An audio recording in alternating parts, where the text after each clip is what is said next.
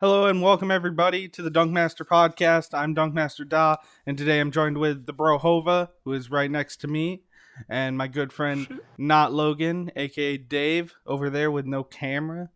Hello. You can hear his voice though, so we good. Hello.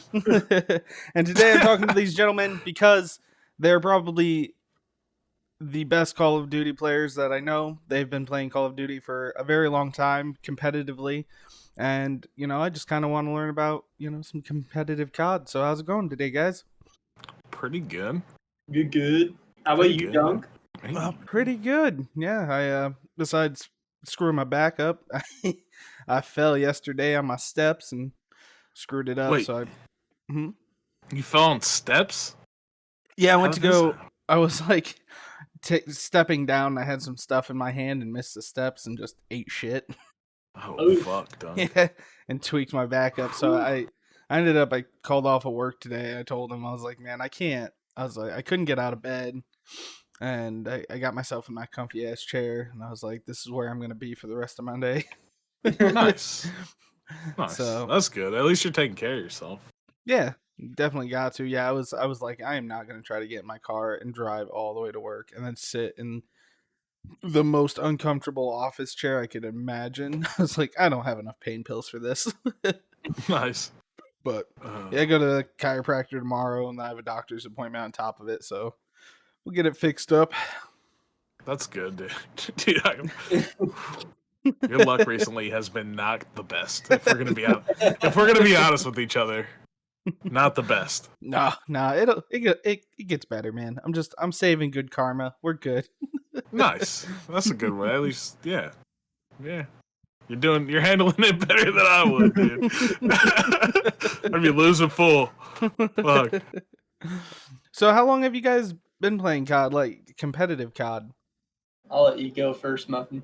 I mean, like, since World at War was the first Call of Duty that I played when it was out. I've played the ones from before it, like after then. Mm-hmm. But since World at War, like, and I'm just super competitive with anything I do. So, like, as soon as I started playing Call of Duty, I was just trying to be better than everybody, like, immediately. And then by Modern Warfare 2, like, there was, like, local LANs at, like, a mall near here where there's like a comic shop or whatever, and they would have, and then there was local LANs at EB Games that doesn't exist anymore. But, like, yeah, I didn't even have a console. Like, I would play at friends' houses or, like, at my cousin's house. And, like, any chance I got, I was just trying to be the best at everything. At everything. Well, mine started at the same time, World at War.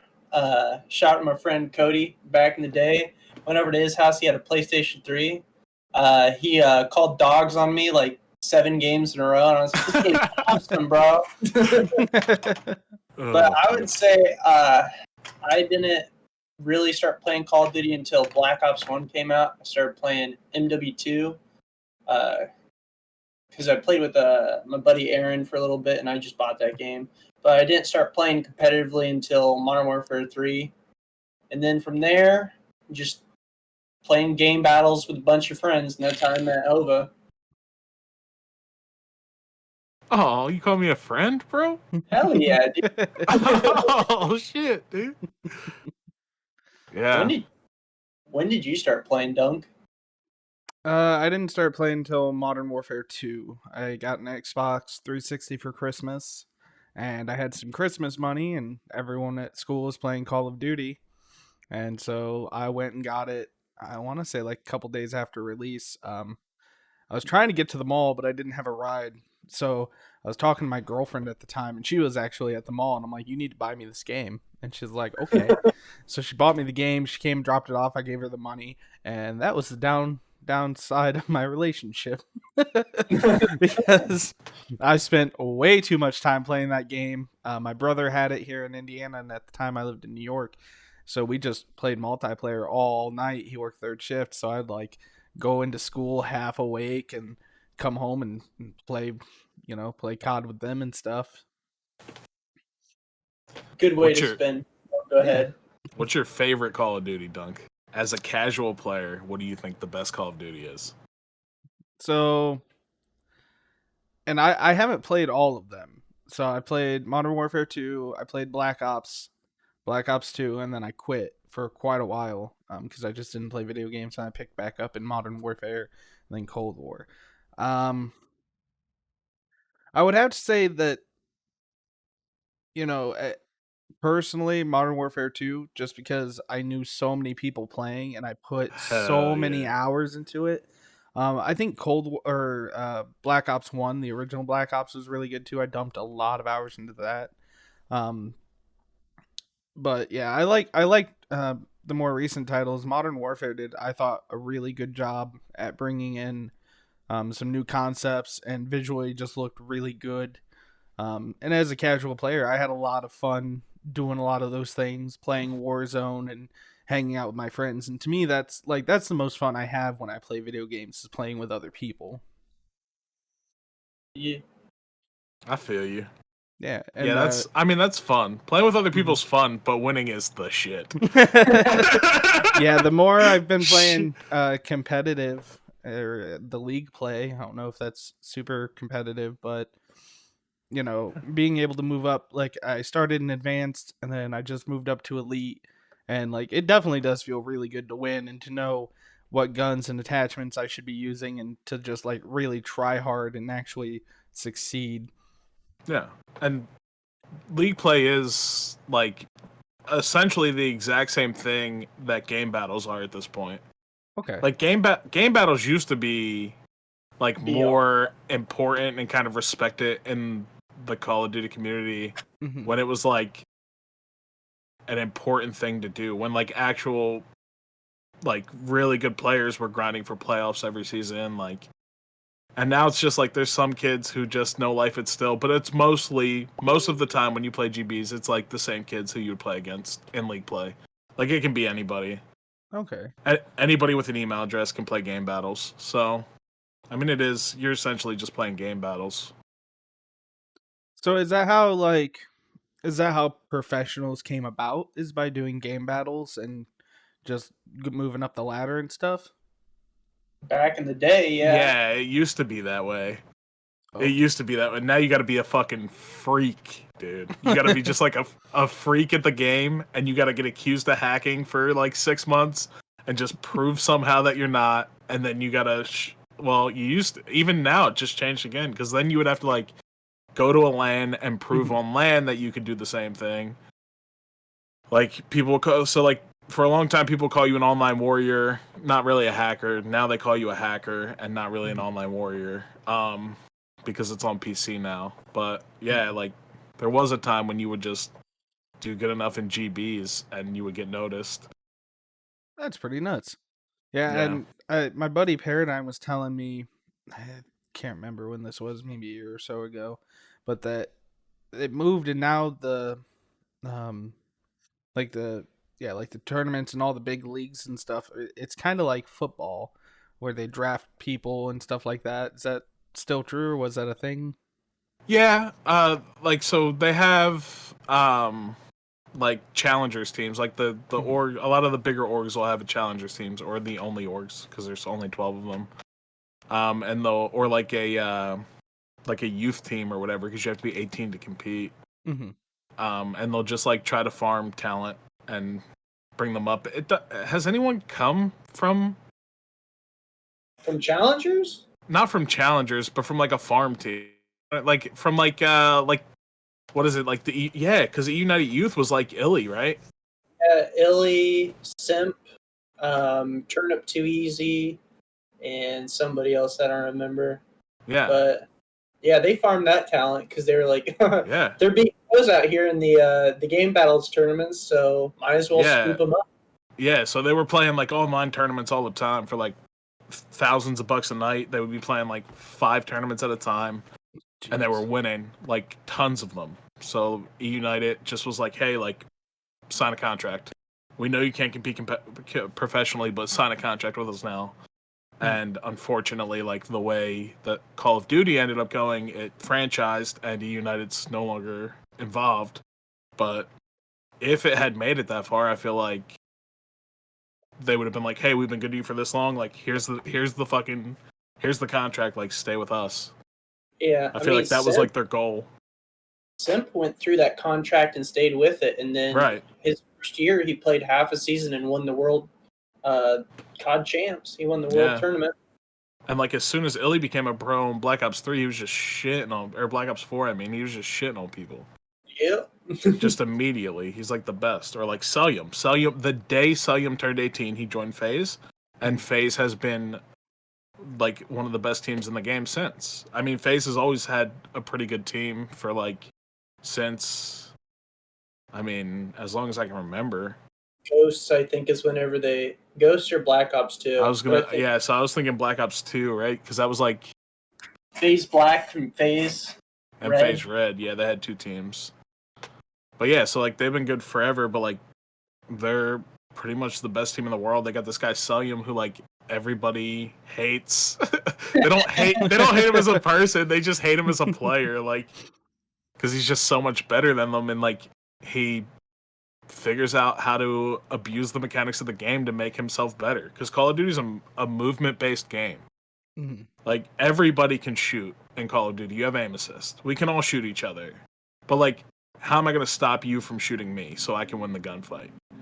So like drop shotting is, or like jump shotting, or slide canceling. All of those mechanics are like ways to make it so that I can shoot you more times than you can shoot me. And Celyum is the best at that shit. Like, all the time. He snakes. He'll say he doesn't, but he does. He does. He got that shit G8 too, just recently. Yeah. He's snake. Well, who snaked Optic? In the tournament. Was it quarterfinals? I thought it was. Shoot.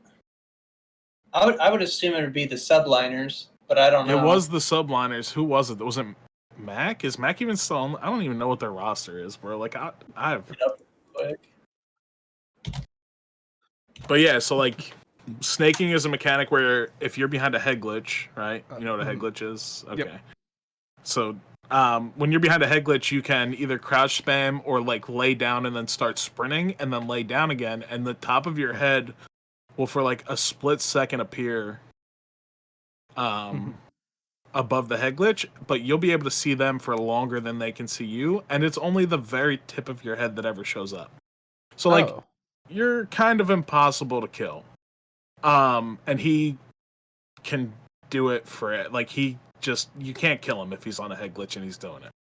Okay. So a lot of the other pros are like, well, that's not really fair. And he's like, he's like, you can do it too, phase up. You know what I mean? Like, so yeah, and I honestly think that he's right.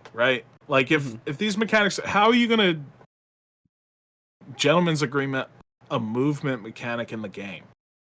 Like what advantage does he have if you can legitimately, everybody in the game has the opportunity to do the same thing? He's not getting an advantage. And like, you're not always on a head glitch. And even if you are always on a head glitch, you at some point become a detriment to your team because you're not doing anything. You're just sitting on a head glitch. Like, there's ways to play around you. Like, I don't know. I think it's silly. And also it can for sure be nerfed. It has been nerfed in other games. Yeah, because we had G-Slide for a month and a half, 2 months, and then they completely gutted that. G-sliding was a good thing, though. Yeah, it was dope as fuck, because it's like bunny hopping in Counter-Strike. If you could do it, and that's, I mean, you got skills, so whenever they took G-sliding out, it's just kind of like, oh, well, here's an advanced mechanic in the game that they just took away from you from having a higher skill gap in the game. And the thing that you gained from it was the same as bunny hopping. Like, you moved a little bit faster. Like, you moved at your maximum possible speed the entire time, right? So there was this mechanic that you could do in Black Ops 3 that people thought was unfair because they couldn't do it. And it's like, no, that's not what fair. Fair isn't that we can all that we all have the same skill level. Fair is that we all have the opportunity to all have the same skill level, and anyone could have fucking G-slid. Like it was difficult, but it's difficult in the same way that bunny hopping in Counter-Strike is difficult. Like anyone can do it, but you got to put in the time and the effort to learn how to do it and do it consistently and do it right. Yeah. And like as soon as people started to get it consistently, they were like, "Oh, we got to get rid of it." Oh. Yeah. Yeah, and that sucks for people who put, hours of practice into learning how to do that and move and watch the map and do everything that consists in an actual game.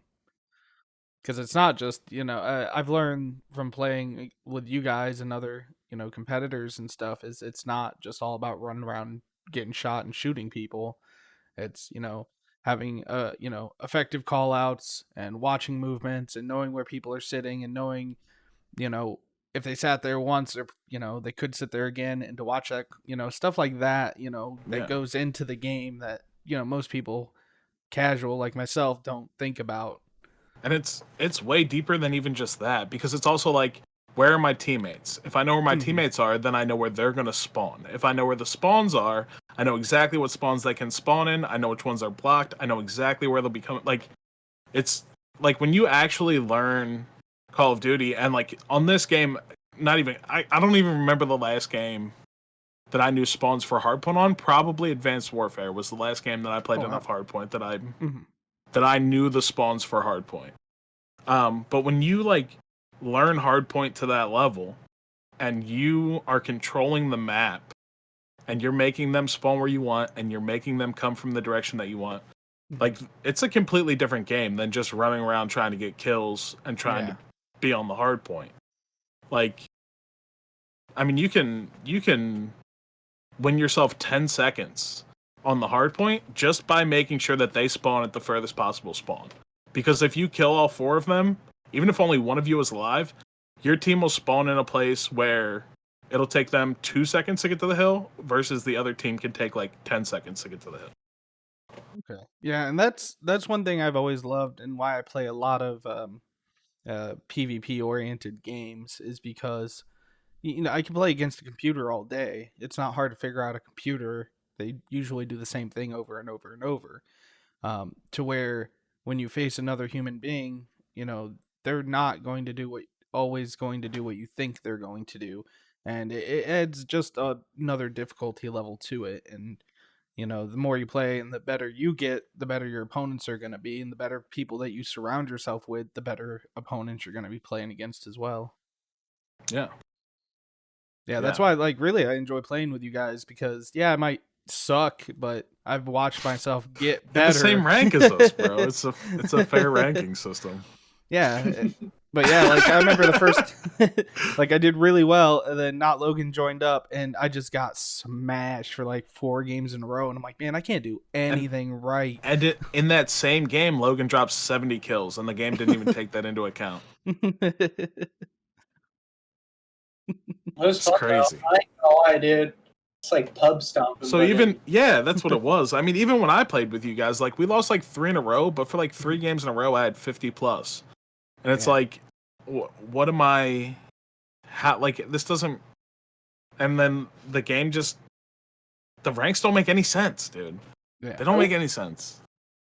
Do you understand how they work at all, Dunk? I know that I get a rank. I don't really know. Apparently you have to play it a bunch, and then and here's the weird thing too, is I played Thursday on my stream. I did really well, and I went from 50th to 3rd, and then I just didn't play again for a whole nother week, and then I played 1 game and got dicked on, and I moved up. I was like, okay. I was watching your stream, and I was mad because me and Logan went on a win streak. And then, like, the next day, we win our first game, and we both got fucking D-ranked. What? Yeah. Yeah. It doesn't make any sense. And, like, I mean, like, even you said we're playing against better players than you. We're winning. Why are we being D-ranked? Right. Yeah, and I noticed that with Paradigm, too. Like, Paradigm is, he knows a lot more than I do. He plays a lot more than I do. And he is pretty well an all-around better player than myself. And he's sitting down at the lowest rank the last time I played with him. And it's like, how did I move up, but yet he went down? Like, he knows the hard points and where to switch and what spawn you want. And like, I've learned some of that stuff from him. And it's like, I don't know, man. I just run out and shoot shit. Yeah. But if you think about any other game that you play that has a rank system, you probably know how that rank system works. Like, you probably understand it.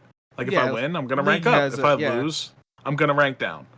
If the people I play against are better than me and I win, I'll rank up a little bit more. If they're worse than me and I win, I'll rank up a little bit less. Like, like, you understand it. It makes sense. In this game, it's like, I mean, like, legitimately, I've been saying all week, like, it's legitimately like, whose line is that anyway? Like, the rules are made up and the points don't fucking matter. Like, they don't. Nothing matters. You don't rank up. And it doesn't matter if you win. It doesn't matter if you lose. And then there's your division, and then there's also, like, I'm a silver 4 and Logan's a bronze 4. Like, what the fuck do these things mean? What is a silver gold? What is a silver gold? Somebody tell me what a silver gold is. Logan, what's a silver gold? You see, those are 2 elements you can find in the earth. Like, it just doesn't make any sense. Like, it makes no sense. They just made shit up. And even in Black Ops 4, like, Logan pointed this out the other day, I didn't even notice it. In Black Ops 4, if you weren't top 20 in your ladder, you didn't get any gems. In this game, everybody gets a fucking gem. If you play one game, you get 1 gem. So, like, I already didn't know what the gems mean, but now you're just handing them out? Like, what is the point? What's the point? Dude, you hopped in, you played one game, you got ranked. There you go. You're moving up in the world. Good job. So somebody who played one game gets the same number of gems as somebody who might have played 20 games but didn't make it into the top 20 of their ladder. Right? Like, they get the same reward and the same amount of rank up at the end of the day for no reason. Yeah, that's pretty shitty. Yeah. And it really, I mean, the people who do put in all that time, like, it just kind of shits on them. Like, well, why play 20 when I can just play 2 or 3 and move up just about the same? Right. Yeah. Then when you split people into those, like, skill ladders, it's very discouraging to have, like, a really good day and win a lot of games, and then the next day I get on and some kid just no-lifed it all night and he has, like, 2,000 more points than me. And it's like, I didn't lose any games. I played 5 games, but this kid played fucking 20 games instead, and now I need to play 20 games or I don't have a chance? Like, what? Yep. So, like, literally all that matters there is he played more than me. And that's it. And here's the funny thing, though, Dunk, is when World War II came out, they didn't try that hard either at making a competitive ranked system, but it ended up working out because all they did was they took your MMR, that number, and they just displayed it. And from doing that, showing your raw MMR in that ranked system, all the pros. What was the one kid? There was one kid. Abizi came through World War II ranked. That's how people got to know him, and now he's on FaZe, and he's one of the best in the world. All because he just grinded rank and he would play pros on ranked all the time. Black Ops 2 League play, whoever fucking won that got invited to Call of Duty Champs. Yep. The best team to play in Black Ops 2 League play got invited to play in $1 million tournament that year. Dang. And they got smoked.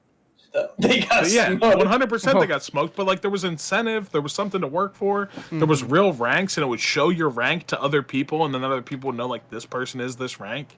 Like, it mattered if you won or lost. Like, not whatever the fuck matters. Rank should definitely, at least in my mind, it should have something to where you hop in a lobby with your friends and whatnot, and one of your friends is like, dang, I want to be that rank. Like, you want other people to covet your ability and because you want to be better. That's the best part about it. Yeah. And they've done it way better in the past, and they just won't. Yeah. Because they are so worried about the casual player feeling really good about themselves, feeling that they're better than they are, or feeling that they're as good as somebody else, as the streamer they watch, because they earn the same rank as the streamer they watched. You know what I mean? Like Yeah. that they just I And think go on. Oh, I was gonna say, like, I don't know. As myself, like, I hate that. That's same with, if you have a kid or a younger brother and you let them beat you in a game, then they think they're really good and they talk a bunch of shit to someone and they get, no, I've always liked, everyone should do their best. If you lose, you lose. It just means you need to get better. You need to put in time. You need to practice to yeah. get better so that when you finally do achieve that, or you do get to play against that person, you do beat them, it's so much more, you feel way more fulfilled than you would if you didn't find out that that guy let you win a bunch of times. Right. yeah. And there's nobody who's gonna get on Call of Duty and has never played another, like maybe somebody who's played a different shooter would be able to get on Call of Duty and be as good as I am. Or as good as like Logan, as good as like, and we're not even, honestly, like we're not the best. Like Not even if we close. played actually good players, we get shit on. Like Yeah. we're just above average.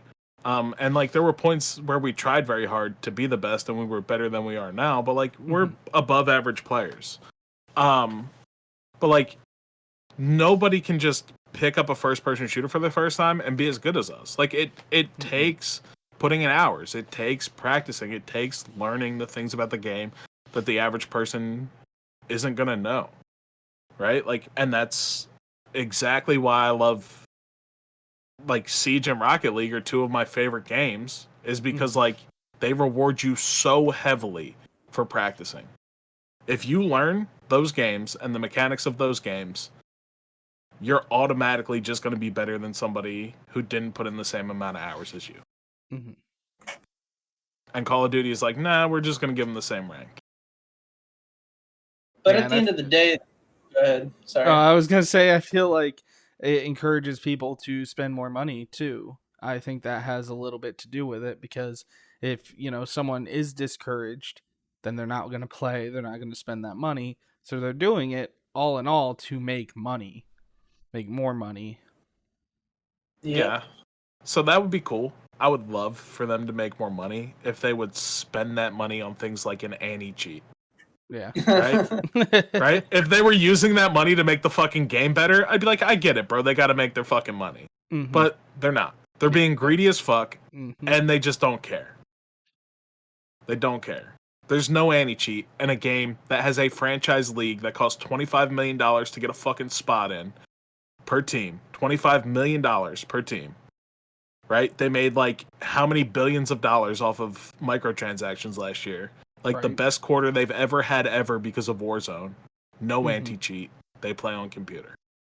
Zero anti-cheat. Doesn't exist. What? Yeah, and even Apex has an anti-cheat. Everything has an anti-cheat except for Call of Duty, the AAA title made by the biggest game development company in the world. Oh, what were you gonna say, Logan? I'm sorry to cut you off, man. Well, this will wrap back to our previous topic, but I don't know about Muffin or you, but my favorite part about playing Call of Duty, so league play is fun, and with playing the people that we're playing against, you can actually there's some mind games going on. You can tell with some players that you play against, and some players you can definitely tell that they're just not fully aware of the situations that are going on. But at least for me, I don't think Call of Duty was super fun until I got into that state of okay, I know where certain people are at all times on the map, and then those mind games, that's why I would encourage, and I have a lot of friends who I've taught a lot of things about Call of Duty to, and it's just once they figure that out and they just see that, and I feel like a lot of people have more fun when I figure that stuff out. The perfect example of that is Scopes, right? Yeah. Scopes has nuts gun skill, and has, for as long as I've known him, had good gun skill in pretty much every game he plays. But he sucked at Call of Duty and didn't like Call of Duty, and then he finally took the time to start learning it and immediately became right on our level with us. Damn. He's just there with us because he took the time to learn it. So immediately wasn't the right word. It took him time. It took a lot of GBs. It took a lot of him going negative. It took those things, and he was able to win. In all of that, he was able to win gunfights because he had the gun skill. But as he learned the game, he just got so much fucking better, so much faster. than having gun skill could ever carry you. And the game became more fun for him because at one point he like didn't want to play Call of Duty. And then when he started to get good at it, he was like, "Oh shit, this game's nuts. I fucking love it." Like, yeah. So when did the like the Call of Duty Championship start? Like when did that become a thing, and when did it really blow up? I can Like, tell you. So like COD Champs, or are you talking about like the franchise league? COD Champs, because that was around before the franchise league, wasn't it? Yeah, for like a long time. Yeah. So So was it like XP. Call of Duty 4 came out and they immediately had it, or did it take some time after that first initial? Because World at War was before 4, wasn't it? it was COD 4. COD 4. So one of the reasons that people didn't like World at War is because it was after COD 4. Oh, okay. Yeah. And COD 4 was like a revolutionary game where like it was the first shooter where they had like a war game that was taking place in a current war. Okay. Right? Like that wasn't like a World War II game. So like people fucking love that shit, and then they went right back to World War II, and everyone was like, "Wait a minute, we've played this game 1,000 times. This is what every war game is. We want M16s and like normal frag grenade. We don't want fucking Lugers again. You know what I mean? Give me a 1911, thank you." But yeah, COD Champs. There was XP before it, which was the $1 million tournament, and that was in Modern Warfare 3. But the difference between that and COD Champs is XP in Modern Warfare 3 was didn't count. And people are using like heartbeat monitors or baby monitors, whatever you say, and like they throw out landmines and stuff like that. Stuff that just generally you would say, that's a cheat kill or a free kill. It just didn't fit the competitive realm. So, and Black Ops 2 was the first ever COD Champs. And that was 3 months into the game cycle. And then later on down the road, I think, what would be the game where they put it at the end of the year? I think it might have been Advanced Warfare whenever they finally put it at the last quarter of the year. Because COD Champs was originally to sell more copies of the game whenever the game started dying down. And Doritos. It was to sell copies of the game in Doritos, dude. But yeah, and then that started up. And I think once the CWL started, which was before the CDL, before the franchise league, they started putting in a shit ton of money. Like Black Ops 4 had, was it $3 million or $4 million? Where before it was only $1 million. So everybody would go. The 4 people who won would go home with $100,000, and now they're all going home with, quite a few more $100,000.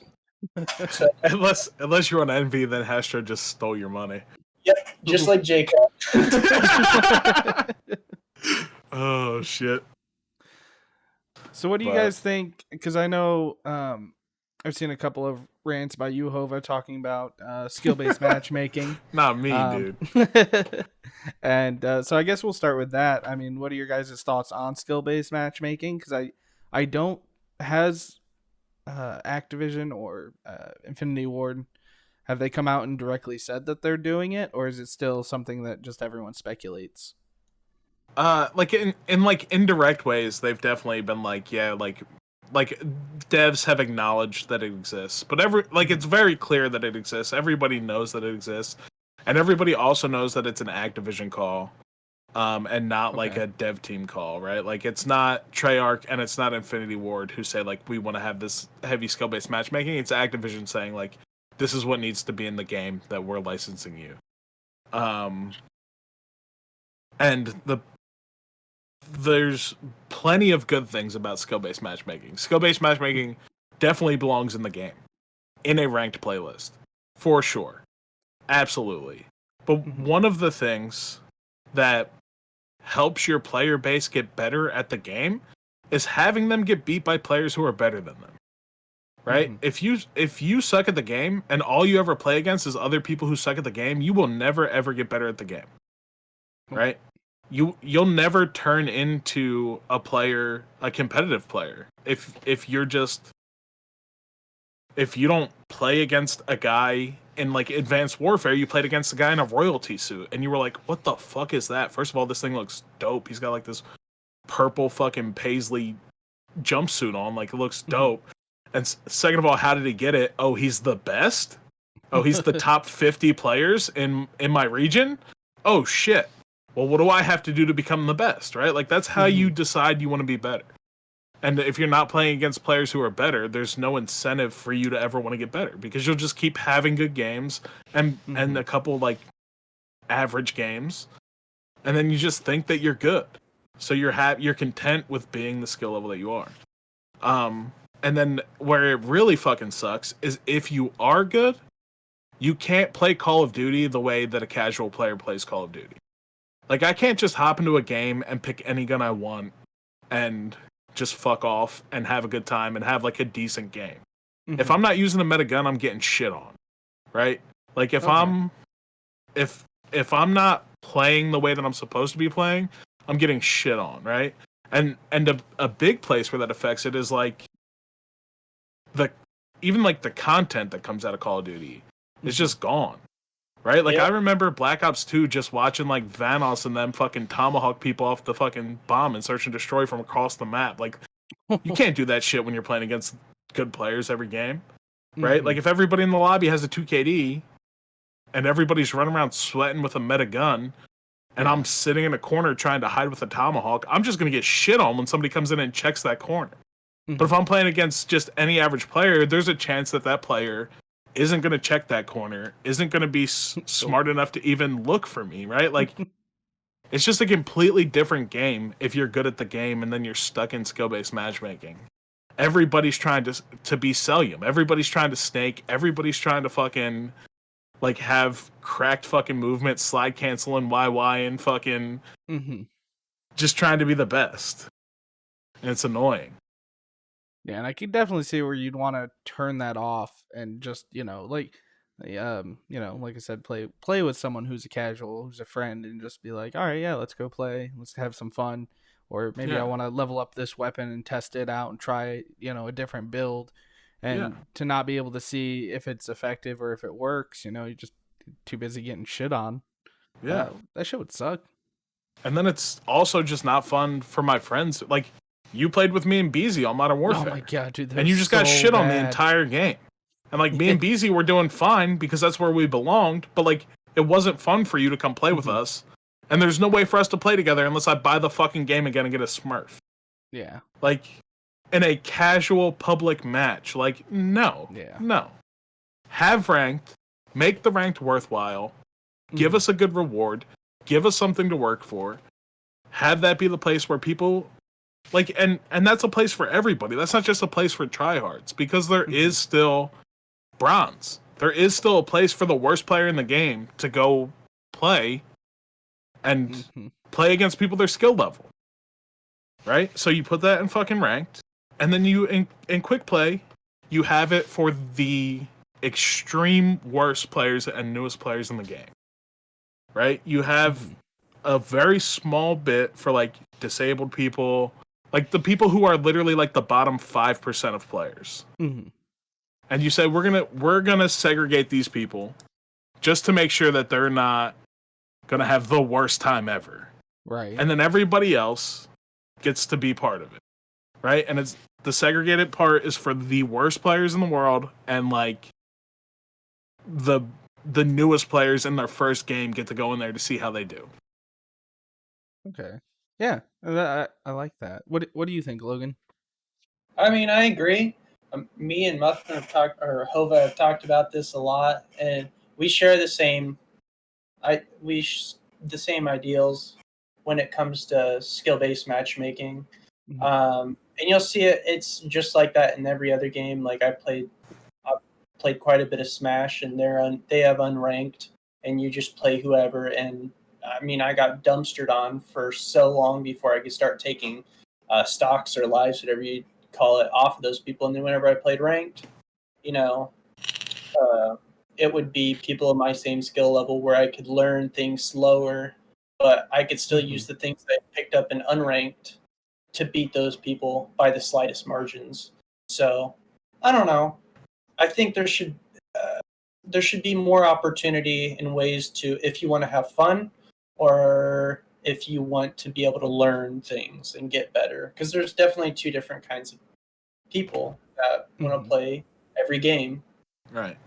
So And more options is better. It just feels like if you're good, you don't have the opportunity to just go fuck off and have fun. Yeah. Like, go into one of my lobbies with a knife right now and see how many kills you can get. Right? But like, put me in your lobby with a knife and I'm gonna have a fucking ball. Yeah. Right? Yeah. Like all of those opportunities and all of those things that make Call of Duty fun are just gone. And that's why I think a lot of people don't like Black Ops Cold Wars, because it was so aggressive the first, well, probably still is now, but it was pretty aggressive, and I think that turned a lot of heads away, is just because people were trying so hard at the beginning of the game, and people who just wanted to have a good time and that weren't playing zombies were just getting destroyed. But the game is fun, even though there are some bad maps. Generally, I would. Yeah, but like that's something they can fix, and it's something they are fixing. Yeah. Right? They almost immediately were like, "Here's raid," and then like expresses in the game, but like give it to us as a competitive map, please. It's better than fucking Garrison. Yeah. Legitimately, I could fucking doodle on a piece of paper a map that's better than Garrison right now. Are you fucking kidding me? Why is that a competitive map? But like, that's fixable, right? Like, and that's something that they're working on fixing. But like, the big problem is they're not even like trying to pretend that they're going to do something about like skill-based matchmaking or no anti-cheat. Like all of those issues, they just ignore. They just completely are like, Activision said. Yeah, and I don't think until you have a large mass of people telling the company we refuse to buy your game until you fix it is when they'll actually change something. Because I know with there was a huge problem with the loot boxes in Black Ops 4, and when Modern Warfare was coming out, it was data mined that they were going to put loot boxes back into the game, and they were going to have weapons that you could get in there that were better than the weapons that Yeah.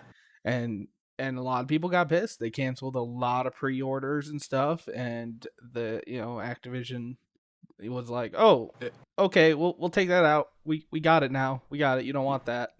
Yeah. It really helped that we were able to piggyback off the back of the Battlefront players.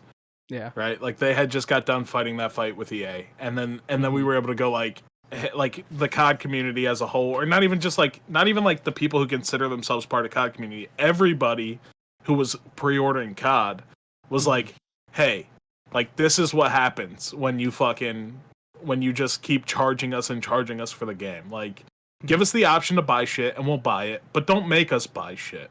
Right. And yeah, so like they were able to make that decision because they were scared of what happened to EA happening to them. Whenever they didn't give a crap, was Modern Warfare Remastered. I loved that game so much. It was probably the entire time of playing COD. It was the game that I was the best at. Hey, we're not changing this game. We aren't going to add anything. It's just going to be a great old time. Maybe we'll give you some skins. It's all going to be non-cosmetic. A month later, dude, they add in a gun, and now that they have like 20 new guns on that game. And they said they weren't going to add anything but cosmetics. So that game is kind of ruined in the public match scene, because it's just like now the guns that were put in the game are worse than these new ones. But I wanted to play the old one, and you can't play the old original COD 4 without running into like 5 or 6 hacked lobbies anymore. So that game it's done and toast, and it's not coming back. Yeah, and I think I'd heard rumor that Modern Warfare 2, the multiplayer, is supposed to be coming out too. And I'm sure they'll do the same thing to that. Oh, of course. Of course. Yeah. So I don't know. So Modern Warfare 2 is my favorite Call of Duty all time. Black Ops 2 is probably the best competitive Call of Duty of all time. But the problem with Modern Warfare 2 is kind of the same thing that was wrong with COD 4, right? Like, when it came out, that game was amazing, right? But we've learned so many lessons from those games. Like, we can't have fucking one-man army. We can't have Commando Pro. Like, there's certain things that were in those games that, like, aren't good. And they were fine because it was such a groundbreaking, awesome game that, like, great, this is dope. But, like, do you want to get one-man army noob-tubed across the map? Probably not. Not in 2020, you know what I mean? Or 2021, whatever fucking year it is. I didn't even like getting fucking playing search and you run out and there's a grenade in front of you and you're fucking dead and took 10 steps. I'm like, well, this is annoying. Right, so it's like they either would have to change the game, which nobody wants them to do, or you have to put up with those things again, which people are willing to do for a certain amount of time. But, like, we do know that, like, since then, we've figured out that these things aren't good. We don't want these things. Yeah. Which was one of the big problems when Modern Warfare came out, was, like, they immediately made it so that you didn't have to be moving for Ghost to work. And it was like, wait, we've had that before, and we knew that sucked, so then they made it so that you had to move for Ghost to work, and that was way better. Why would you revert that? And then it was like, there's bouncing Bettys and Claymores that kill you from 3 miles away. And it was like, wait, we've learned that this is not fun to play against. Why are these in here? And then they were like, oh, and we got this shotgun that will literally just map you for free and you don't even have to aim it. And we were like, wait, we've been down this road. Like, why are we doing this again? Yeah. And they just, like, they were like, well, and they legitimately said, like, because competitive players are killing the game and, like, we're trying to make it fun. And it's like, the game's only grown, though. Yeah. Game's only grown. Only grown. Only grown. And I mean, I think the only reason why Warzone is so big and consistent is because, like, honestly, people are starting to leave the game now. The only reason why I think it's so big is because the people that are making content behind it. If people didn't make content behind Warzone, I think that game would have lasted 3 months. Probably. I wouldn't go that far. I think it's a really good game with a lot of big problems that they refuse to acknowledge. The same way that Modern Warfare 2 is a really good game, but has a lot of big problems. Like, why was you didn't like knifing people across the map either? Come on. But, like, why? First of all, why are there still fucking hackers in the game, bro? Yeah. Like, there's always gonna be some, but, like, why don't I have anti-cheat? Please, for the love of God, tell me why I don't have anti-cheat. Second of all, why'd you make such a big deal, Season 1, about these nukes that we found under the ground? And everyone was like, oh, they're gonna give us a new map, and we still don't have a new fucking map. And, like, I get that you didn't have a new map then, but when you realize how hype everyone was for a new map and how much everyone wanted a new map, why didn't you start making a new map? Like, where's the new map coming from? Like, why is there stim glitch every 2 weeks? There's a new way that I can duplicate those stim things that you heal yourself with, and I can go stand in the gas and stab myself with it until the game's over and win. That's every 2 weeks that shit comes out, right? Gas mask glitches where they're unlimited, same thing. Just stand in the gas all game. Like, there's just so many, like, helicopters under the map. Like, all of these things have been happening for as long as the game's been out, and they, like, temporarily fix them, and then it all comes back. And it's like, well, there's no reason for this. Like, you've made enough money, you can hire whoever the fuck it is you need to figure this out, hire them and figure it out. Like, if the team you have can't figure it out, maybe get a new team. Or, if Activision's not willing to put up the money to fix it, like, maybe these development companies need to come out and just have transparency with everybody. And be like, hey, this is what's actually happening. Like, we want to fix it. We really want to fix it. We could fix it. Activision won't let us. And then everyone will be mad at Activision. But there's no transparency at all. And everyone's just like, fuck you guys. Like, fuck everybody. Fuck everybody. If you're involved in making Call of Duty, like, if your name is Joe Cecot, bro, you know what I mean? Like, even if you're not the real Joe Cecot, fuck you. We hate that guy. So who decides what weapons are and are not in league play or game battles? Treyarch and the professional players together. Okay. So game battles is the game battle staff. Game battles has a different rule set called GB rules. Okay. But professional Call of Duty, the developers get together with like the like representatives from each team or whatever, and they talk about like what is and is not competitively viable. And there's certain things they know, like UAVs are never going to be in, right? Like, no, pretty much any like an attack helicopter can't be in because like any score streak that you don't have to control is immediately just eliminated from the game. Okay. Right. Because nobody's supposed to be getting free kills, right? And then like usually LMGs, because LMGs have a different bullet penetration and a headshot multiplier than other guns. So like they're usually just, and like people assume that that's because of the amount of ammo they have. It really has nothing to do with that. Like the PB Bison usually has like a 60 round mag. Like there's usually like drum mags for everything. Like if the amount of ammo in the magazine was the issue, then all of these extended barrel or extended magazine attachments would be banned. Which I can actually get. I think they are now. What is it? LMGs are banned now because I remember in Ghosts they got rid of them. Like not many people knew about this, but there was a professional match with Team Envious. There's a guy named Rambo Ray who pulled out an LMG on the map Freight, and he wall banged a spawn, and they literally couldn't leave it because they had certain people blocking off.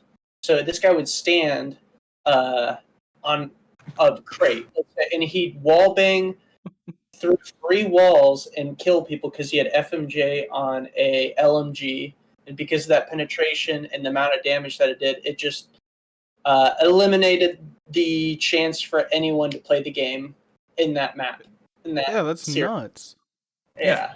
So there's just certain things that we know aren't competitive, so that we get rid of immediately. Like also anything that you can put on a bomb that will stop me from defusing it without you risking your life. Like those like I don't know if you played Pubs. There's like those gas mines. Like what? Or also like in the Black Ops games, there was that guy who shot those hive mind things out. Same thing. And like what was that? Black Ops 4 or was that Black Ops 3? That was Black Ops 4, right? 4 and 3. Or like the microwave things. Like it used to be called a Guardian, and then like the one guy had it as a shield and it shot the microwaves in Black Ops 4. Like no, can't have those, right? So there's certain things that we already know, and then the pros also give input and say like this doesn't work. Like one thing that got changed this year is score streaks not resetting on death. Right? If score streaks don't reset on death, which they should, you can't have them in competitive. Because everybody is going to get that. Everybody who's good at the game will get that many points in a fucking game. Yeah. They will. So then everyone just has score streaks? Like, no, score streaks are supposed to be a thing that you get for going off, for being like better than everybody, for doing crazy good.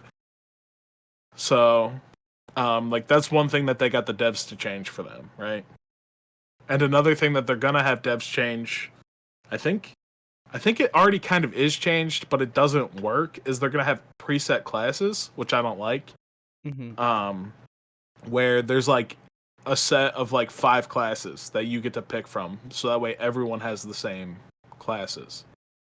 So that there's like less discrepancy in saying like, oh well, he used this attachment, so he's cheating.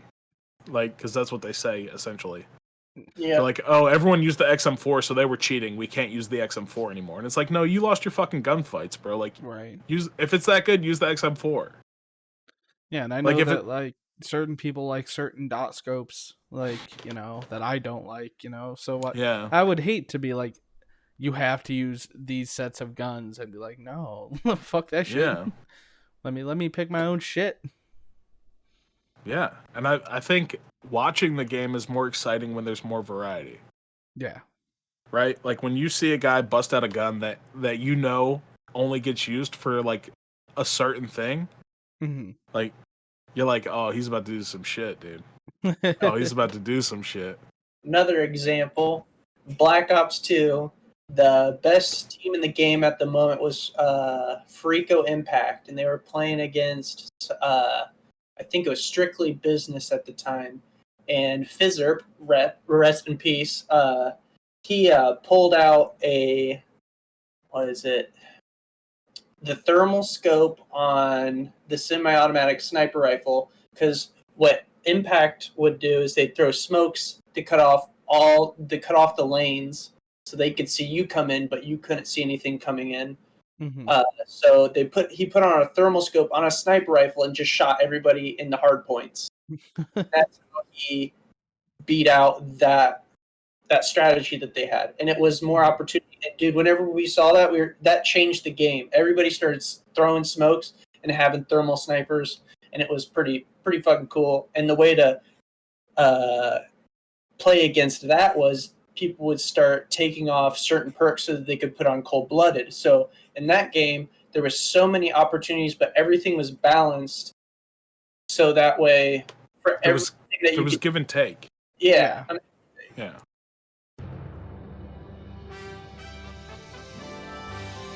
What up? My name is Dorjan Jack, aka DJ, aka King Catalyst, aka Mr. Sauce. I am the creator of SauceServe. SauceServe.com is my one-stop shop where all of my comic ideas, movie, anime, and cartoon crossovers meet physical media such as shirts, posters, stickers, and more. I'm a huge nerd, and I love seeing similarities between characters in things like Marvel Comics and anime, so I mashed them up to be visually pleasing and understanding for nerds in the know. And that's something I've learned in League of Legends is, you have to, there are so many champs, so, you have to know their abilities, and then you have to watch what they're building, because there are certain champions that you can build either attack damage or magic damage or ability power, and then you have to, if you're a tank, you have to build against that. So if you look at a person, you're like, oh, that's automatically that, but they're building something different. You have to adjust your gameplay to how they're playing. Or if the jungler ganks bottom a lot, then you have to adjust your gameplay to defend bottom and help them out so that they don't feed and give up a bunch of extra kills, and you can let top just kind of do their own thing, and vice versa. If they're ganking top a lot as a jungler, you need to rotate top and make sure you defend that and help your top lane out. That way they don't give up a bunch of kills and you lose gold and the game spirals and snowballs out of control. Exactly. Yeah. It's just nice having a balanced game, what you say. Yeah. Yeah. A game that legitimately cares about just competitive integrity, right? Like, if you're better and you do better, you win. Yep. End of story. That's what competition is. You're better, you did better, you won. Right? With like the exceptions of cheating and or you get extremely lucky at some point and pull out a win. Yeah. Right? Like, no. I don't know. So what are you guys' thoughts on snipers being in competitive? Do you think that they're good in there, or do you think they should be removed? Fun. They're fun. They're so much fun. I've been using them lately. But man, if you play against people who are better than you with them, it's not fun at all. I remember getting in a game, me and Muffin, or Hova, sorry, I'm going to keep calling him it's all right. We played game battles, and I was getting so mad at snipers. And I said, they just need to get rid of them. They're not fun. And he'd be like, I don't know what you're talking about, dude. He's over there. Because I was sniping, just fucking bombing kids. We actually got pretty big. We got into an argument about that. But yeah, I think they're fine as long as everybody can use them. But that's just me. So my thing is there's zero reason that there's not flinch on sniper rifles. Okay. It's a one-shot kill weapon in a game with a long enough time to kill that it doesn't matter how long it takes me to ADS. I can always if I'm good enough, get my sight on you and kill you before you can kill me. Right? Yeah. So like there needs to be flinch. If you're shooting me first, my gun should not be accurate anymore. Yeah. Right? Not on every guns, on sniper rifles specifically, because flinch is a good and a bad thing at the same time. In a normal gunfight, if I'm shooting you first and you start shooting me, my flinch might make your gun, or the flinch that I'm giving you might make your gun go up and shoot me in the head. You get a headshot and I die.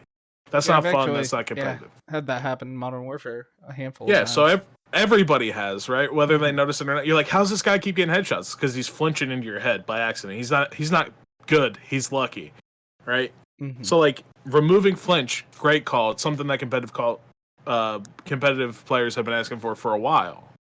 But I think an oversight by both competitive players and the devs was like, well, we still need it on snipers. Like, we didn't think about this all the way through.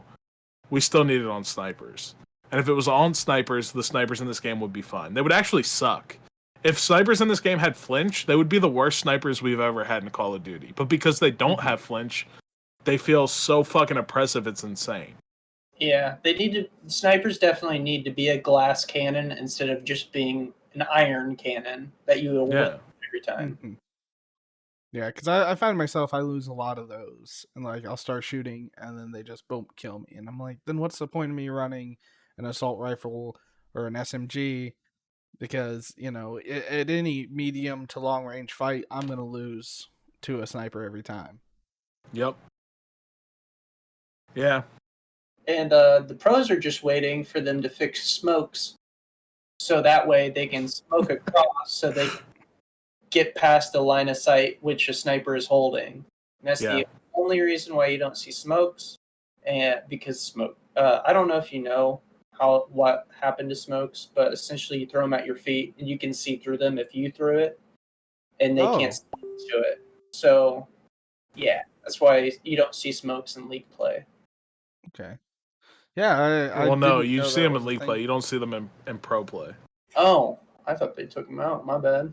Wait, I think they're still in League play. I had one on my class. I don't throw them ever because I'm, I mean, I'll use an AK-47, bro, but I'm not trying to smoke the whole map out. Yeah. I fucking hate that shit. It's not fun. Smokes are really good when they have a place, right? But when smokes are the only option, they suck. And everybody has flak jacket and tac mask, so like stuns don't do a fucking thing. And everybody has 2 trophy systems, so like stuns don't do a thing. But you know where there's not trophies? Right at my feet, so I can just throw a fucking smoke at my feet and then see you and you can't see me. Right? So there's no reason to run anything but a smoke. And that's not fun. Yeah. But when like stuns are good and they have a place in the game, and there's not 8 trophy systems on the map at all times, or like in pro play, I guess it's 3 trophy systems because they have a GA that way, which makes sense. Honestly, that's one of the GAs that I'm not mad about. Like it. What the fuck was I saying? Oh, like it's the stuns. Yeah, like when stuns are good, you have to give up that stun to have a smoke, right? And that stun can legitimately be the difference in you getting a kill or losing a kill or losing a gunfight.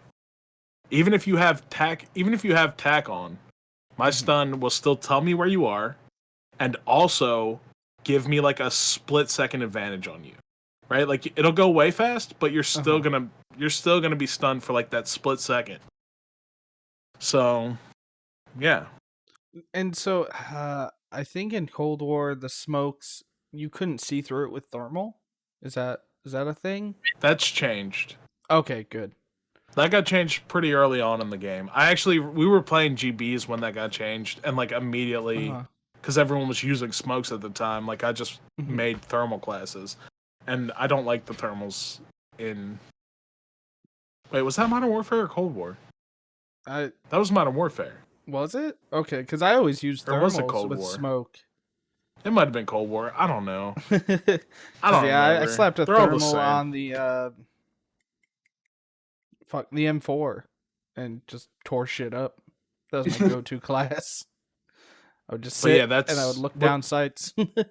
Whatever game that is, it's been changed. Okay. Yeah, I wanted to say it was Cold War, like when it came out, because I remember being like, well, that's pretty shitty. Like in real life, if you throw a smoke, it's not gonna throw off a heat signature. Like it's just smoke. The smoke is heat, so like in real life. Oh, would it? Yeah, so in real life you would see the heat of the smoke, and you would the person would probably be hotter or possibly be colder, depending on how hot the smoke was, right? So, Okay. so you'd probably still see the person through the smoke, but like the smoke would interfere with your vision through a thermal because smoke is hot. Oh. Yeah, I didn't know But how it worked. but yeah, so like I mean, regardless of that, Mhm. like that's the way Call of Duty's always fucking been, and we know that Yeah. it's good. We know that it works. We know that thermals are the counter to smokes, right? Like Yeah. that's what you do. Why are we changing that? Yeah. So, how do you guys feel about the mounting system? How they had it in Modern Warfare and Warzone, but took it out for Black Ops. And yeah, we'll go with that one. And then the next question is gonna be, how do you feel about Warzone integrating Black Ops's guns and keeping Modern Warfare guns? I'll let you go first. So mounting, I don't care about. Mm-hmm. I think it makes sense. Obviously, like if my gun is rested on something, I'm gonna have less recoil. Mm-hmm. And there is kind of a give and take to it. It's a little bit silly. It makes some head glitches almost impossible to shoot people off of. But like I don't really care. That they removed it, and I wouldn't really care if they had left it. Okay. And like I don't know. So my favorite gun in Warzone was the MP7, and the Mac 10 is just a better MP7. So like Okay. I've been running around when I play Warzone with an Mac 10 and a Car 98, and it's fun. So like I know that there are people who are definitely mad about the Cold War weapons being so OP. I'm not one of them. I'm down for it. I'm down. It's a new meta. It feels like the MP7. It's nuts. The Car 98 is so much fun. So like I'm using a gun from each game. I wish the game was better itself. But yeah, I'm down for them to add the guns. I wish they would fix the fact that like your attachments still say what they would say in Cold War, even when it doesn't make sense in Modern Warfare. Yeah. Like the grips that let you aim while going prone. It's like you can already do that in Modern Warfare, so you can already do that in Warzone, right? Like putting on a Black Ops gun doesn't stop you from being able to do that in Warzone. So then why does this attachment still say that? Maybe rebalance the attachments so that they make more sense. And I also wish that I wish that there was never a monolithic suppressor, if we're being honest with you. It's a dumb attachment. Why does the suppressor only have positives to it? Like, there should be give and take, just like we were talking about earlier. Like, I can't be seen on the mini-map, but my gun doesn't shoot as fast. Like, the bullets don't travel as fast or go as far anymore. Like, but the fact that all of the Modern Warfare guns have the monolithic suppressor and all of the Cold War guns don't is kind of silly because it's such a strong attachment.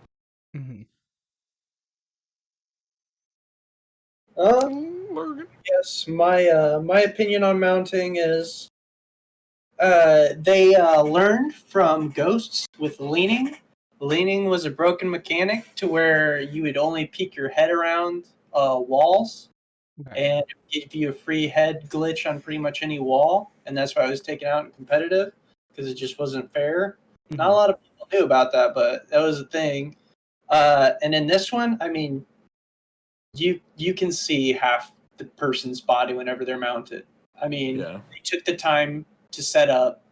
They should get rewarded for taking that time, and then they're stuck in that position for like half a second, and a half a second is life and death in Call of Duty. As of for Warzone, I haven't played too much Warzone since Black Ops came out, but I imagine it's just fine. I mean, it's just different guns, more opportunities. I mean, certain guns have always been better than other guns.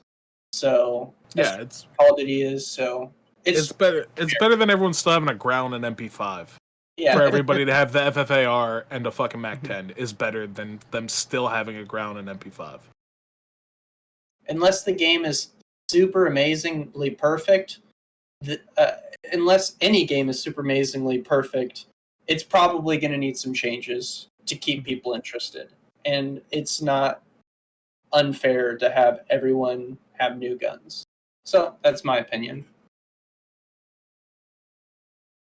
Yeah, and I definitely think, I mean, I own both Cold War and Modern Warfare, so I had both guns. And I think that if you just have Warzone, you have both sets, which is really nice. And I learned something. Um, I thought that Warzone was made by Infinity Ward because it was a part of Modern Warfare, but there's an actual third party company that Raven. works on Warzone. Yeah. And I thought that was really cool. But do you guys still think that the business model of coming out with a new Call of Duty every year is a solid business model? Or do you think that they should, work on the games that they already have out and tweak them and add maybe a new campaign, add, a handful of new maps into it and continue to build off of what they already have? Well, the first answer I'm going to give is no, they shouldn't add a new campaign. Call of Duty shouldn't have campaigns. I stand by that firmly. I've been saying that for a long time. It's so fucking stupid. It's an all the so like the Modern Warfare campaign was actually like I played it because there were like the operators you could unlock, and it actually wasn't as on the rouse as the other Call of Duty campaigns that I had played.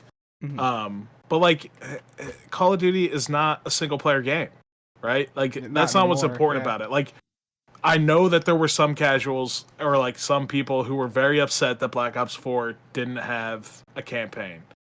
But like imagine if the resources that they spent on that campaign had been spent on making the multiplayer even better. Had been spent instead of making an entire campaign worth of maps, making a dozen more fucking maps. Right? But like they didn't do that.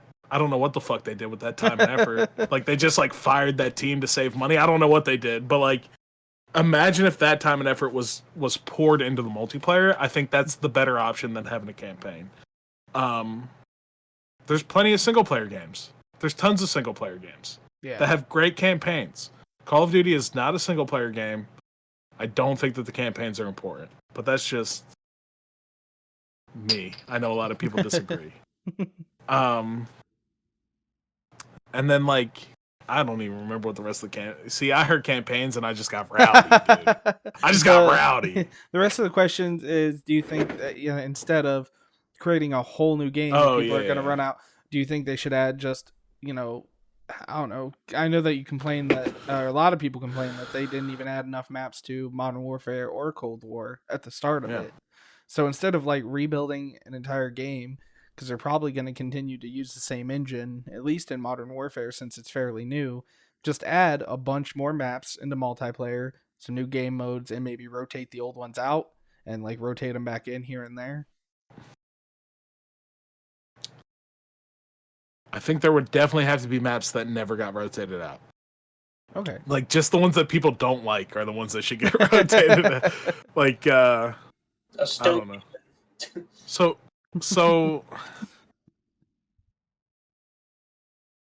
as long as the development company that made the Call of Duty didn't have Joe Cecot on it, I'd be okay with one team making a long-term game. But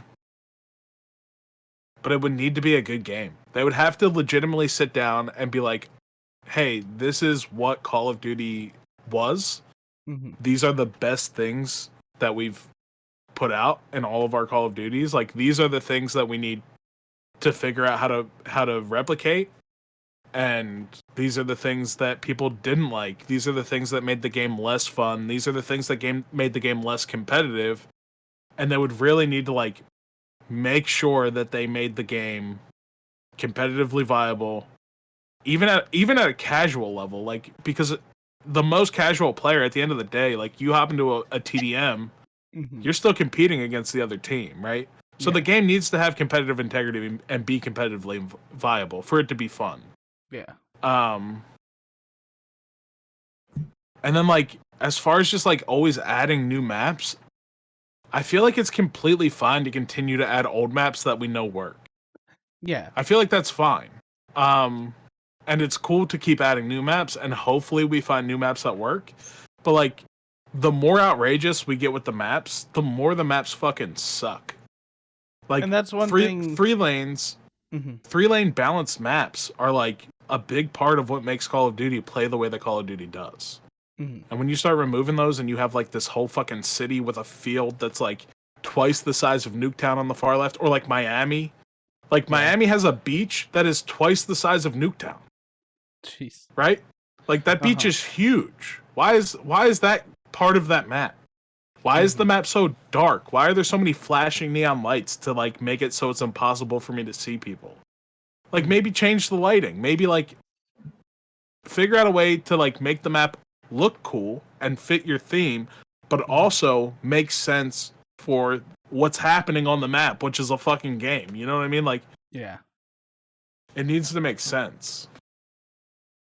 Well, I would say what I would like for them to do is they just take their third party company, and just have them build one competitive game that is structured kind of like CS:GO, where you put some maps in and people try it out and whatnot. But this should be completely separate. You can release a new game every year for people to enjoy. You can do whatever you want, just like they are right now.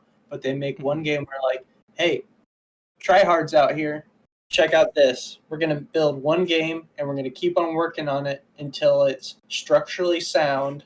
It might be rough for the first 3 years or something like that, but every COD is kind of rough at the beginning. But like, just have one super competitive Call of Duty, and I think that would take off more than a new game every year. I don't know, just do what like Valorant and CS:GO are doing, for that one game and keep it going. And you can throw in more guns, change up the meta, but I would like to see a Call of Duty that stays for at least 5 years, and then maybe they rebuild off of a new engine. That'd be dope, in my opinion. And it's not even CS and Valorant, it's every major fucking esport, right? Like League of Legends, one of the biggest games ever. Rainbow Six Siege, Rocket League, right? Like any major esport that exists, they don't come out with a new game every year, right? Like, no, they're not doing it. Overwatch, right? Like any game that has big tournaments and like a big fucking like they're not Smash. They've been playing on fucking on grandma's borrowed TV since 1997, dude. Like, if the game is good, we don't need a new game, right? But at the same time, like I get there's no way to make that much money without making the new game, and there's also the issue of splitting the community. Right? It's again, it becomes harder to get people to come play competitive when competitive is a completely different game than the game that they're playing. Right? Like how do I get somebody who's playing, like if we're playing like Call of Duty comp, whatever the fuck it's going to be called, and they're playing Call of Duty Black Ops 7 and they got fucking jetpacks and superpowers again. How do I convince them that this is the better game, come play this game, right? Like how do I draw the attention towards the competitive? I think that's like the only problem with what Logan's saying. And like I've definitely heard like a lot of people say that, and I think there's a lot of really good in that idea. But yeah, like even COD 4 Remastered split the community, and that wasn't good. I would say, okay, so maybe this scene I would say it's starting to grow enough to be able to do it, but generally, I've seen games that have two completely different games. Like I'll go back to Smash again. There's Smash Ultimate that is thriving. Well, not really that well with coronavirus because their online sucks. But Melee, the Super Smash Bros. Melee, that game is almost 20 years old, and that game is popping. And the people who try hard in that game, they play Melee, and there are also a lot of tryhards in the new one, but splitting the community and having those two heads butt only makes things better, in my opinion, because it creates even more competition to have a better game on both ends. But I don't know. That's my opinion. I've seen it in a couple different games. Like StarCraft, a lot of the people played StarCraft 1, and a lot of other people played StarCraft 2, and they butted heads for a little bit, and then one came out as the better game in the end. But yeah, And I think we have that with Modern Warfare and Black Ops, because when Modern Warfare was out, I remember hearing and watching a lot of YouTube videos and about people complaining about Modern Warfare, and I seen a lot of people praising Modern Warfare. They liked, those kinds of style of that style of gameplay compared to the Black Ops. And in my opinion, they are definitely two different games. I think Modern Warfare really tried to go more realistic and everything, and I think Cold War visually is a little more cartoony, and it's more of like it's meant to be a game. You know what I mean? They're not trying to be super realistic. They're just trying to create a game that people want to play. Yeah. I mean, that's... And I think you could divide it between those two games, but I just, I find it becoming like, knowing that this November I'm going to have to drop $60 more to buy another game to keep playing with, people and keep going on, to where there's still people playing, Modern Warfare over Black Ops. So, are they going to come back at that new game, or am I just going to have three 500 gigabyte games installed onto my computer and dedicate a fucking, whatever higher than a terabyte to just Call of Duty game so I could still play with my friends? Bro, can we talk about for a second the fact that they refuse to compress a single fucking file? One file, dude. Have you played Valheim? Mm-mm. Or do you know what Valheim is? I've heard a lot about it, yeah. That game is less than 1 gigabyte, bro. That game has so much fucking content, right? Mm-hmm. And like the graphics aren't great. Like there's definitely reasons that it wouldn't be 200 gigs. But the fact that they compress that to 1 gig, you're like, how do you have this much in a gig? Like, it doesn't even make sense, bro. Like, how is Modern Warfare 250 gigs? How? Doesn't make sense. Compress anything. One file. You can no longer, I heard this, I'm not sure if it's true, but I'm pretty sure it's true. You can no longer fit Modern Warfare, all of Modern Warfare, that's the campaign, Warzone, blah, blah, blah, multiplayer, and all of Black Ops onto one 500 gigabyte hard drive. It doesn't fit on a 500 gigabyte hard drive. Yeah. Nope. Yeah. And that's crazy, because I don't know about the new consoles, but I feel like that's like, kind of entry level getting into gaming. And then a terabyte would be an upgrade. It might be mandatory that there's a terabyte in there, but still taking up half the space of the thing that you bought, especially for console players, to have to go out and buy an external hard drive right after they just dumped $500 into a new unit just so that they could have both games, or Warzone and Cold War, put into the same thing. It's pretty nuts. Yeah, what other game is that size? I mean, I can think of WoW's plenty not of even games that size, and you're WoW's right, been that around have for more content and like all kinds of like way more content, like graphics on par. Like Escape from Tarkov, right? There's no reason that that Modern Warfare is bigger than Escape from Tarkov, right? Right. Like the graphically, at least on the same level. Like fucking game size, like the map sizes and shit. The maps are fucking huge in Tarkov. Like what? Where's this data? What is it? Why is it not compressed? Makes no sense. And have they ever, has Call or Activision Treyarch or Infinity Ward ever come out and said anything about it other than, oh hey, you can now delete the stuff that you don't play, save a little space? Yeah, that's it. So console players have always had that choice, and then finally, right before Cold War came out, because they knew people wouldn't be able to download Cold War, they were like, all right, we finally let you do it on PC. Well, so I'm pretty sure the only reason why they don't compress it, I don't think it's been said, is because you have to pay someone to compress those files. And yeah, so there's that, and then there's like this thing happening in the Siege community right now, where Siege players are mad at Warzone players because people who have Modern Warfare installed have been uninstalling Siege to make room for it. I'm one of those people who at one point had to uninstall Siege. Right? So like there's like the conspiracy theory behind it is if Call of Duty takes up your whole fucking hard drive, the only game you play is Call of Duty. Right? Which like, are you gonna put that past Activision to be like, hey, like let's just fill up their hard drive and then they can only play our game. And on top of that, we are making more money and we're saving money by not by not Yeah. paying somebody to compress it. We literally have a friend who didn't buy, I don't think, a single game for 2 years because he played only CS:GO, and then he started playing Warzone, and we'd ask him to play any other game, and on his laptop he has less than 500 gigs, so he only had Warzone installed, and he didn't buy anything, and he bought a game just recently. And I think he might have had to uninstall Warzone for it. Maybe, I don't know.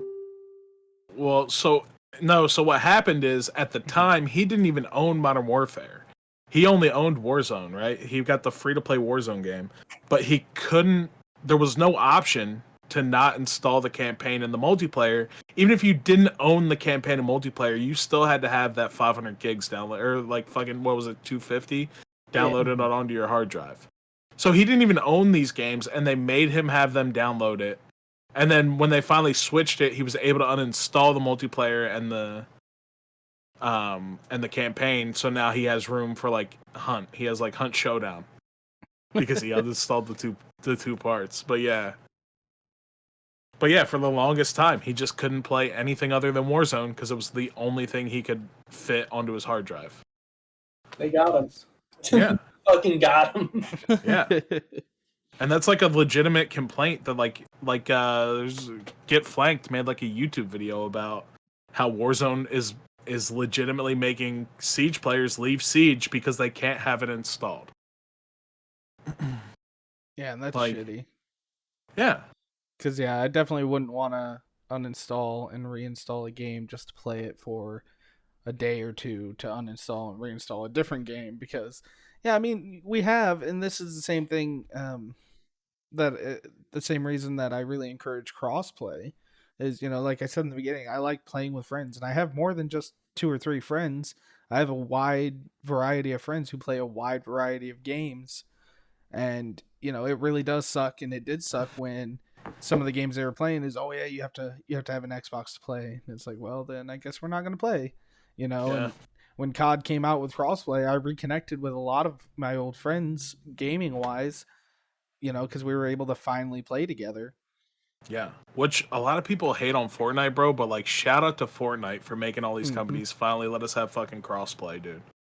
Yeah. Like same with me, right? Like there's people who I play Rocket League with right now who like somebody actually just messaged me for another tournament tonight, and I'm like, I would not be able to play with this guy if it wasn't for crossplay, and there would not be crossplay if Fortnite wasn't like, well, then we're just gonna take our fucking game off your platform. The biggest game that's ever existed can't play it on PlayStation anymore if you don't shut the fuck up and let us play together. Like, and then PlayStation was like, all right, I guess they can play with Xbox players, because that's really what it was like. One of the things that PlayStation had was they were selling more consoles than Xbox. So more people had it, and then when people would go to get a console, they would get what their friends had. So then exponentially, more and more people are just buying PlayStations.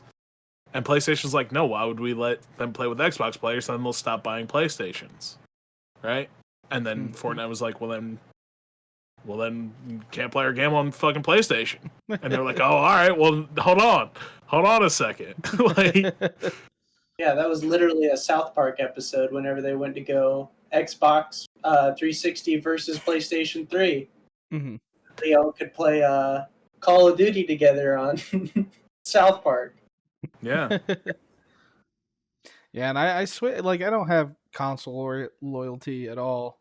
Well, I play on PC now, but back in the day, and even when people were talking about like the newer consoles coming out, the main thing I looked for was which one's going to be better, which one's going to be faster, which one's going to give me the best gameplay experience. And I think that's what the companies need to focus on, not, you know, because the PlayStation, I feel like the Xbox 360 definitely beat out the PlayStation 3 in performance.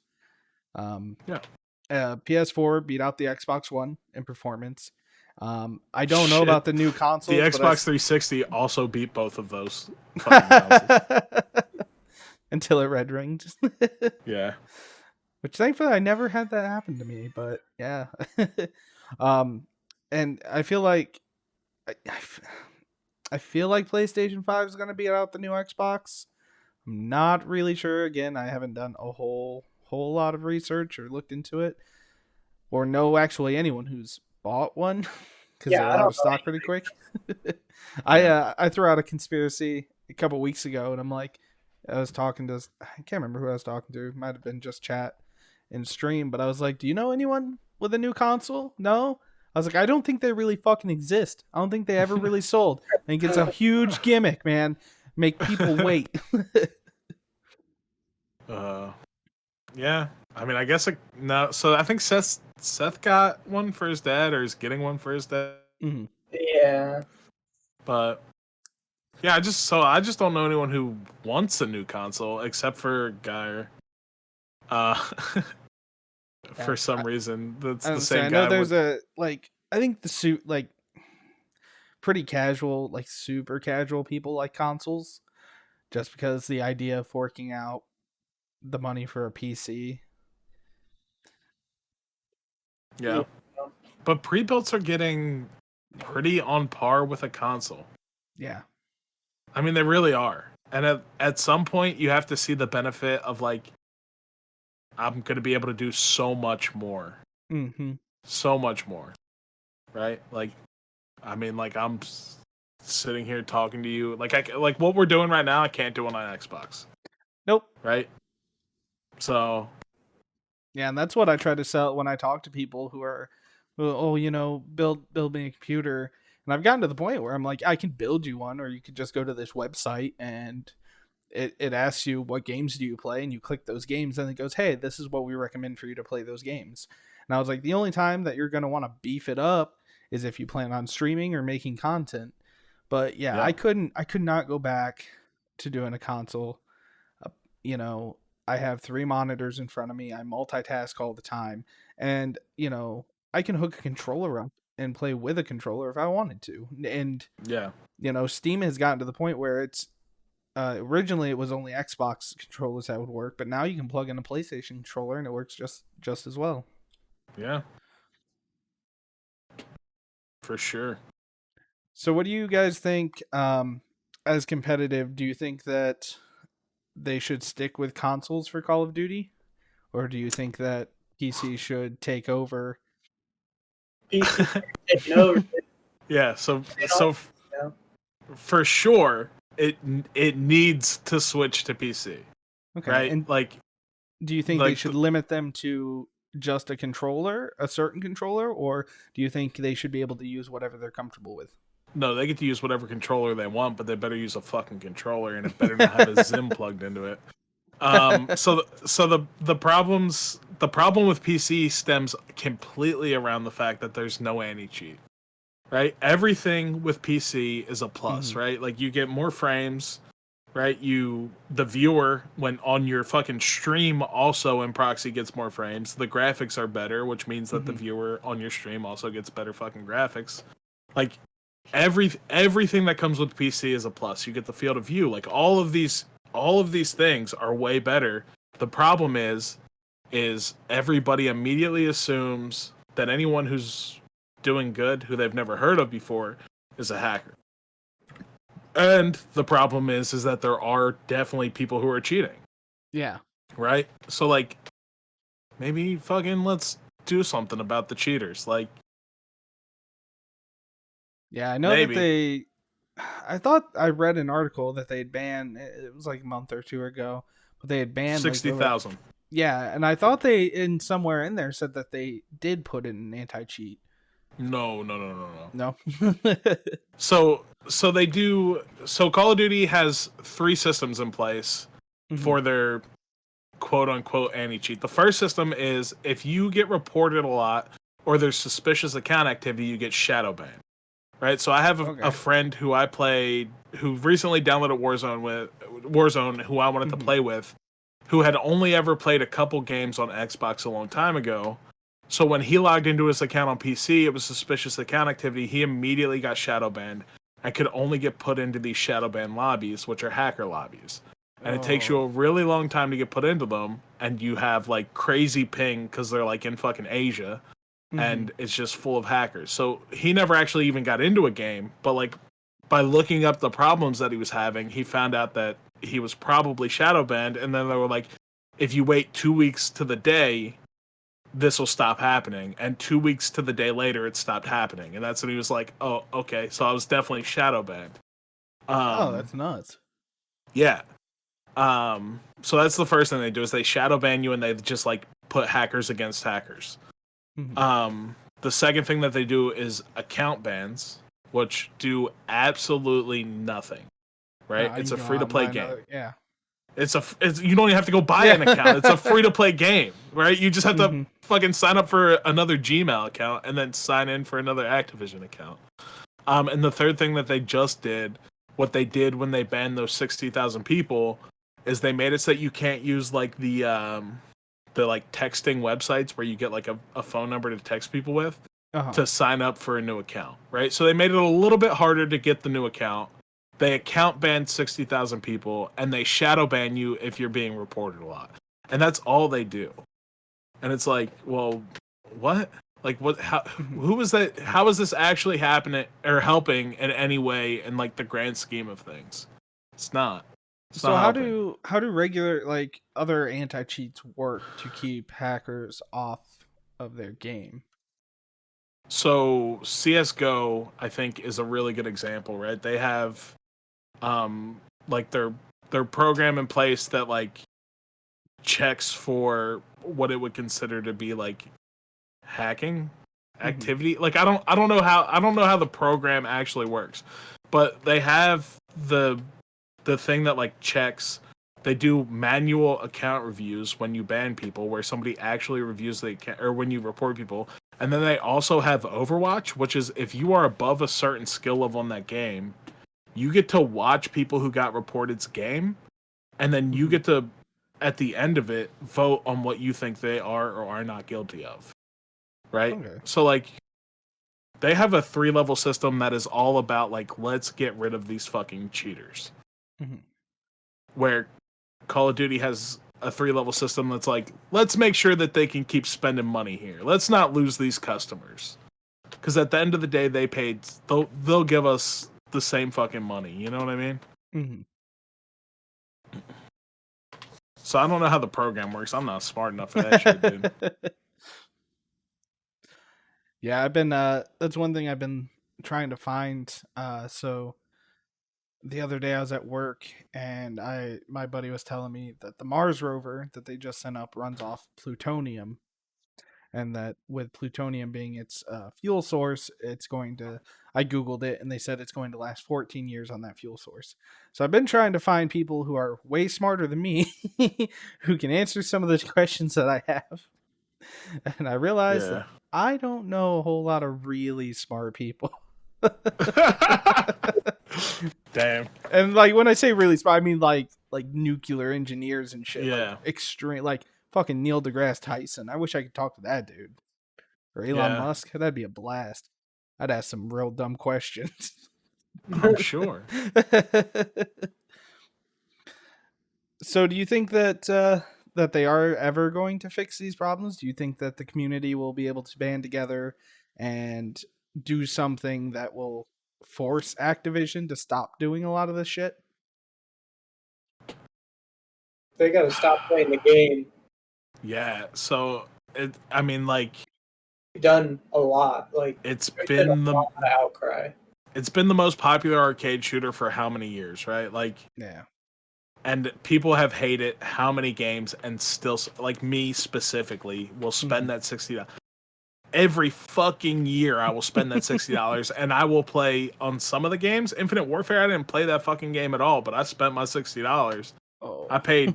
I mean, I played like literally like less than 10 hours of that game. Damn. Because I fucking hated it immediately. As soon as I started playing it, I could tell like this is a bad. There's very big core issues with this game. This game is not going to be fun, and I was right. Everybody ended up hating that game as much as I did by the end of it, or pretty quickly, honestly. So like, how do you get all of these people who every November, since they were kids, used to wait in line at midnight to get their fucking Call of Duty copy, right? How do you get them to stop spending that $60? Right? That's good. And as long as they're spending that $60, Activision's going to keep going, keep doing what we're doing. There's nothing wrong with anything we're doing. Look how happy they are. They keep buying it. And every year, they break. This is the most sales a Call of Duty's ever had. Like, every fucking year you hear that shit. Mm-hmm. So, like, well, okay. How do we make them realize, like, the only way is to stop buying the game? And how do you make people stop buying the game? Well, do you think that, like, maybe the professionals could get together and be like, hey, like, you guys need to fix this shit? And do you think that there'll be a professional, like, Warzone scene at some point? No. No? So no more than what exists right now. Okay. Yeah. I mean, like, I think PUBG is the only game that really tried to have, like, a full-blown...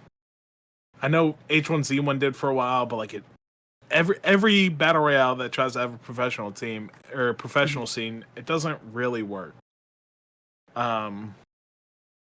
Because if... One of two things happens, right? Like, either everybody on the game is playing for a win, because the win is all that matters, and then you end up with, like the end of Fortnite circles where there's 20 people 2 blocks away from each other and everybody's scared to move because they don't want to die and miss out on that $1 million. So you're just watching people sit there and hide all fucking game.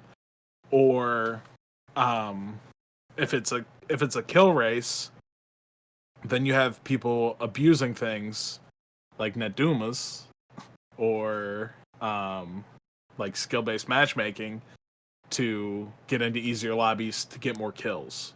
So, like, there is a competitive side to it. There will always be what exists now, but, like, there's too much RNG and too many ways to manipulate the system for BRs to be, like, a professional, like, real esport. Okay. What about you, Logan?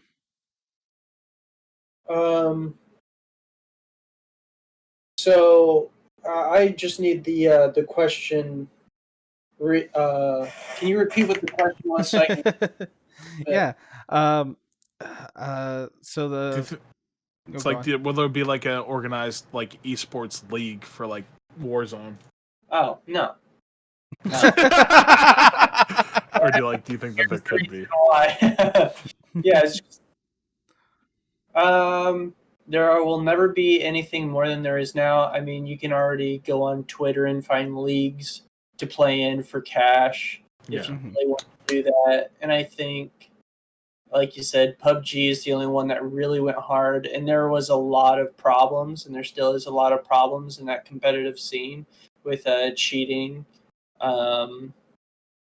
But any less, I mean, you got to think about, you got to have, what is it? How many people are in a Warzone match? 150? 150. Yeah, you got to have 150 people stationed at a LAN, and you got to have like a ref for every team. That's they do it. They did it for Fortnite. They did it for a bunch of other stuff. But if that game starts tanking a little bit, that's a lot of money. Right. Yeah. And then also you legitimately just have 150 people hiding. Yeah. Hiding. Right? Like when you're playing for that much money, if the only thing that matters is wins, nobody moves. Nobody wants to get into a fight. They don't want to take any chances. Yeah. And they've tried where they incentivized for kills for more points. And I think the only game that I've seen where a competitive scene has come out of it that actually pretty well works and is still thriving really strongly is probably Apex Legends, because they reward you for kills. There's below 80 people in a lobby, but I mean, that one even still has its problems. It's difficult on how you want to run it because everybody wants to play differently. I think that it's fine the way it is. I don't think it needs a league. Okay. But if you do want to go after it, you can go after it. Yeah. Leia, there's plenty of ways to compete if that's what you want to do. There's plenty of money to be made competing if that's what you want to do. It doesn't make sense, and it probably never will be like more organized than it is. Okay.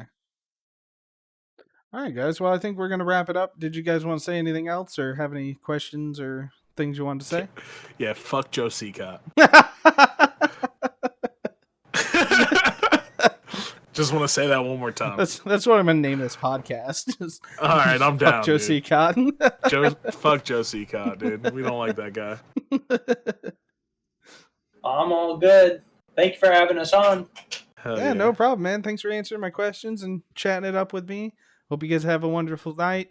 You can also check out Hova and N0tLogan over on Twitch. For Hova, it's TheBroHova, and I'll have all the links down below. For N0tLogan, it's N0tLogan. Like I said, I'll have all those links below. Definitely check them out on Twitch. They're amazing streamers, amazing game players. And yeah, that's about it. Peace out, guys.